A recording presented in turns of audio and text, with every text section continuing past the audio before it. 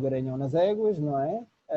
Que na maioria dos casos tinha boas taxas de sucesso. De vez em quando, imagino que surgiriam problemas de fertilidade, que depois aí, lá está, e só nesse momento era chamado o médico veterinário para agir um bocadinho já depois do problema acontecer, tentando pesquisar e diagnosticar problemas na parte do garanhão e da égua. Por palpação só, também, imagino, antes da ecografia, far-se-iam também partes de despiste de fertilidade por diagnóstico de gestação, por palpação, mas em idades mais avançadas do que aquilo que se consegue fazer com a ecografia. Com isso perdia-se talvez algum tempo de ação e de reação no apanhar, despistar e resolver problemas de fertilidade na parte da égua, não é? E depois que, com o aparecimento da ecografia, de facto veio revolucionar e permitir tudo o que nós fazemos hoje, não é? A ecografia é talvez o pilar, a técnica base de desenvolvimento de todos. São os nossos olhos, não é? Que nos permitem ver uma série de situações que se passam dentro do sistema reprodutivo da égua e também modelar e condicionar as nossas ações clínicas de diagnóstico e também de tratamento para chegarmos a um bom sucesso nos tratamentos a efetuar. Mais recentemente, e não queria também estabelecer grandes datas, mas penso que no início dos anos, entre os anos 2000 e 2010, iniciou-se a técnica de transferência de embriões em Portugal. Não consigo precisar que eu tenha sido a primeira, mas também não seria o mais importante, mas veio trazer mais uma opção muito válida para os criadores. Também surgiu a parte da congelação de sêmen, que a Cristina vai falar.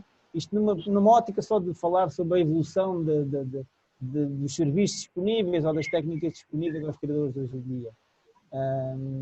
E agora também a questão da colheita e processamento de sêmen, congelação, e também um pouco o mercado que isso veio trazer aos criadores. Veio permitir uma evolução muito grande em termos da criação, veio permitir a pessoas localizadas nos mais diversos pontos da Europa e do mundo de poderem usar genética de topo da raça lusitana. A transferência de embriões permite também ainda maximizar o potencial genético da fêmea naqueles indivíduos de valor destacado, e penso que um pouco mais assim, no termo geral daquilo que se faz hoje em dia, não consigo imaginar muito mais do que isso. Ok, Pedro, boa. Não, é isso. Eu não quero estar aqui também a intervir.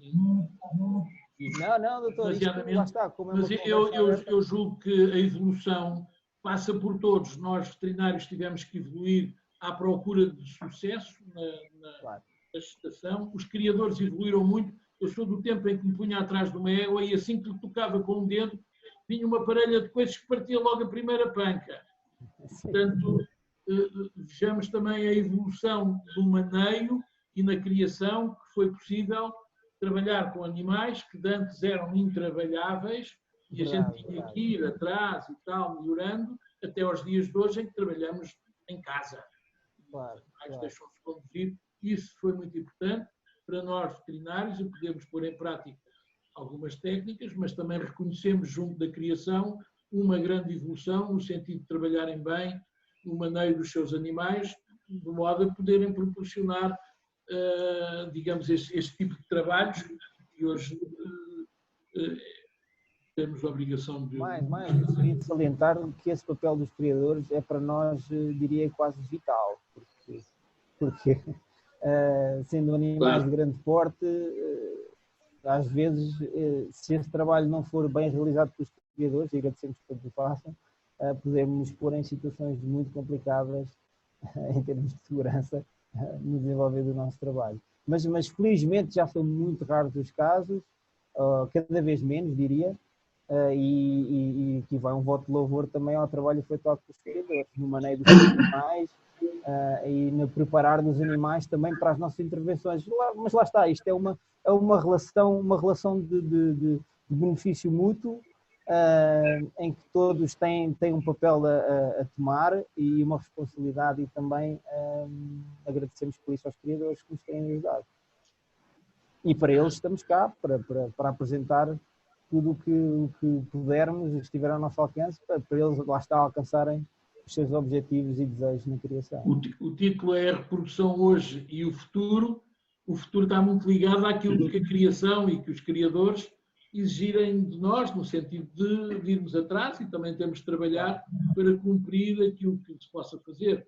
Aí o professor António Rocha, provavelmente mais à frente, dará uma nota do que hoje se faz, talvez ainda um pouco academicamente, menos na prática, mas que amanhã, eu lembro-me, desculpem, eu tenho 40 anos disto, quando olho para trás, vejo o que era isto há 10 anos ou há 15 e o que é hoje, uma evolução brutal na criação, na genética, na área da veterinária, em tudo isso, e portanto houve uma grande evolução e até com uma rapidez assinalável.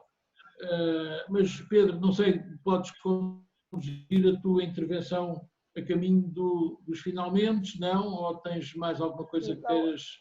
Eu penso que, lá está, gostaria que pudesse haver diálogo nesta conversa, pedi aos intervenientes, claro, se tenham alguma questão que o coloquem, é sempre muito mais fácil. Eu podia entrar em mais detalhe técnico, mas não sei se é esse o objetivo da palestra.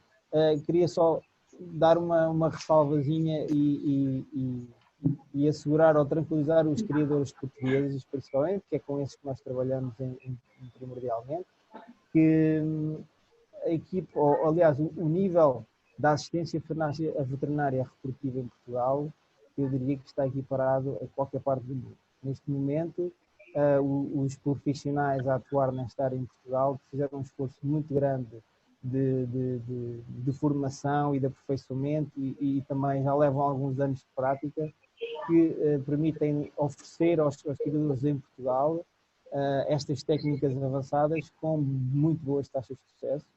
E isso é bom, porque com isso também a própria raça avança e os criadores também ganham mais confiança nos nossos serviços e pronto, e cá estamos para continuar esse trabalho de evolução. Mais haverá para evoluir, certamente, mas sempre de mãos dadas com o que os criadores pretendem e exigem de nós. Claro.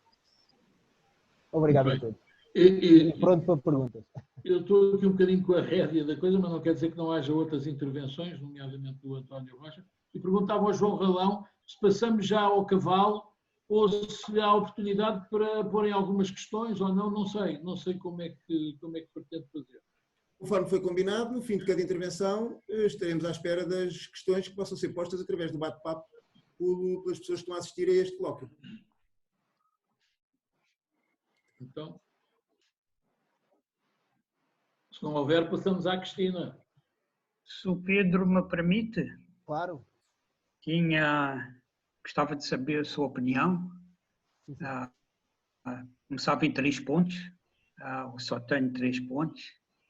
Um é o que é que acha da atual situação de pesquisa de enfermidades venéreas, e não me refiro apenas à artrite contagiosa, mas também à pseudomonas, a Klebsiella. Se devíamos fazer mais, estamos satisfeitos com o que fazemos. Posso ir respondendo? A questão é sobre a transição. Doutor, posso ir respondendo? Sim. É mais fácil do que memorizar as 3 perguntas de uma vez só. Ok, então, força. Em relação a esses 2 agentes bacterianos que falou, normalmente não há uma pesquisa ativa e especializada para eles, pelo menos na minha prática. Esses agentes são encontrados nos despistes por indicação clínica de problema reprodutivo em égua. Felizmente ainda há sensibilidade aos antibióticos, ou a alguns antibióticos, e não tenho experienciado, nos casos que tive, grandes dificuldades em conseguir resolver a situação. É claro que diferentes países têm diferentes atitudes em relação a esses 2 agentes. Eu limito-me a seguir as indicações da DGV e tratá-la como uma infecção bacteriana. Como pode ser de uma coli ou com streptococcus e outros. Segunda pergunta, doutor. Obrigado. Segunda pergunta.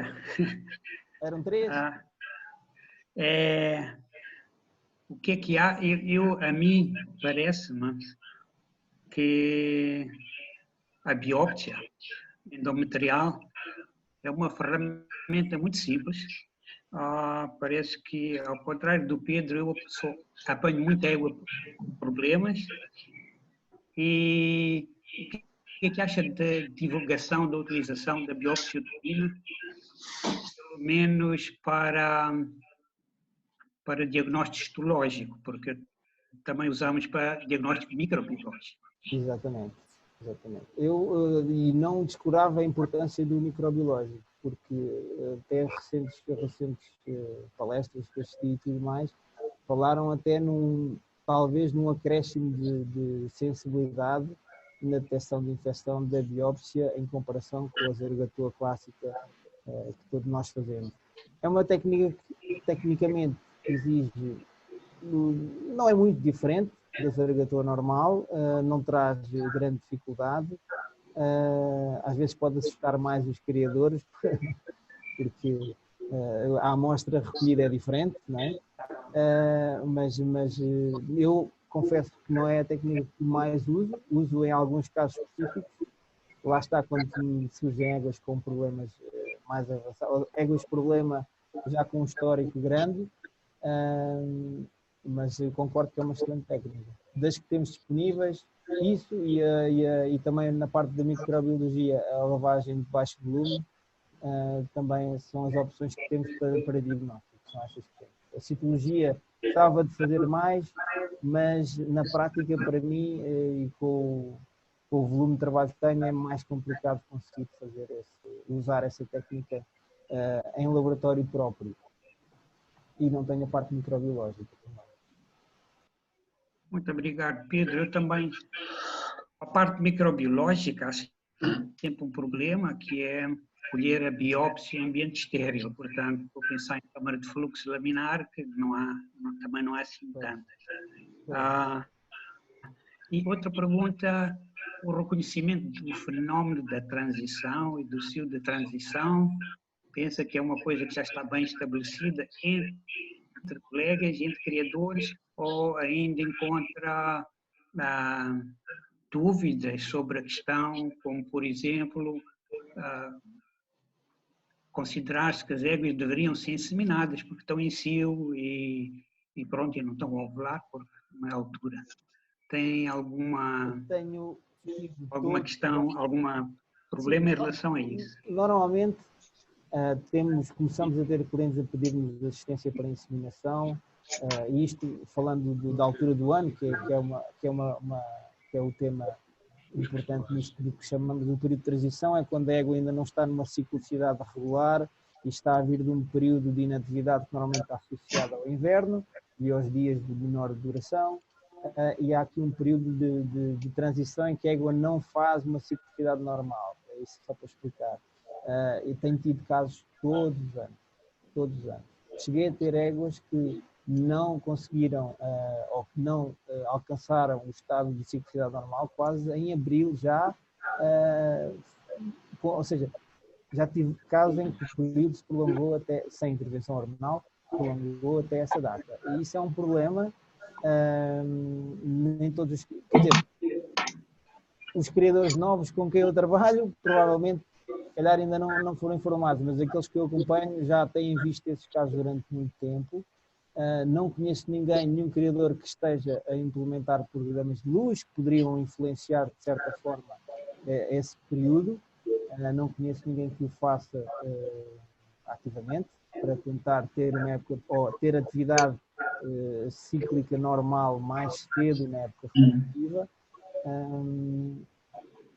Mas penso que é uma situação que ocorre com alguma frequência. Mas também temos muitos casos de éguas que começa a janeiro, fevereiro e já tem atividade cíclica normal, portanto cada caso é um caso. Infelizmente não é nada que dê para determinar que vai acontecer e com que porcentagem vai acontecer, nunca varia, não. Isso é uma coisa que só avaliando os animais em intervalos é que conseguimos detectar e confirmar que a situação está presente e depois agir em conformidade. Há aqui uma pergunta, António Rocha e Pedro, e não só, de Joana Alegria, que está na, digamos, vem a respeito, de perguntar como podemos garantir a esterilidade da amostra, da biópsia. Quero fazer algum comentário. Doutor, força. A única coisa... Sorry. Não, força. Eu só posso descrever como é que fazemos.